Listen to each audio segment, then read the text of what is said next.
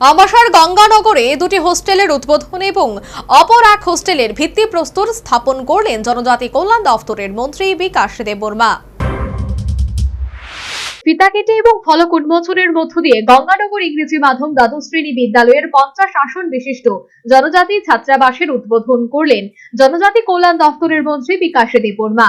ছাত্রাবাস নির্মাণে ব্যয় হয়েছে 2,24,00,000 টাকা। পরবর্তীতে অনুষ্ঠানের মঞ্চ থেকে ভার্চুয়ালি গন্ডা তুইশা মহকুমার জগবন্ধু পাড়া দ্বাদশ শ্রেণী বিদ্যালয়ের 50 আসন বিশিষ্ট জনজাতি ছাত্রাবাসের উদ্বোধন করেন, যা তৈরিতে ব্যয় হয়েছে 1,75,00,000 টাকা।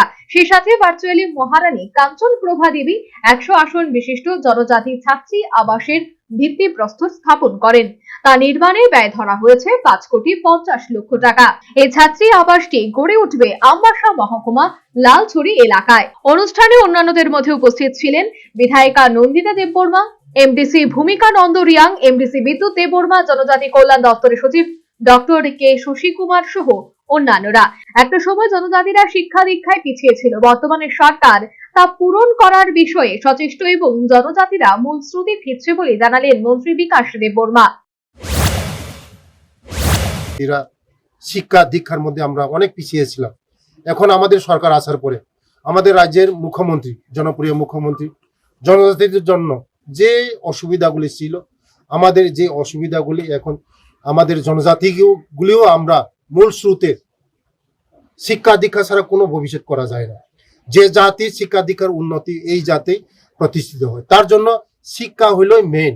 সমাজের যে জাতি আমাদের প্রতিষ্ঠিত হবে সমাজের মধ্যে, সেই জাতি উন্নতি হবে। তার জন্য আমরা শিক্ষার উপরে জোর দিচ্ছি। আগামী দিন আমরা যেখানে যেখানে এখনো হয়নি, আগামী দিন আমাদের সব জায়গায় হোস্টেলের ব্যবস্থা করা হবে।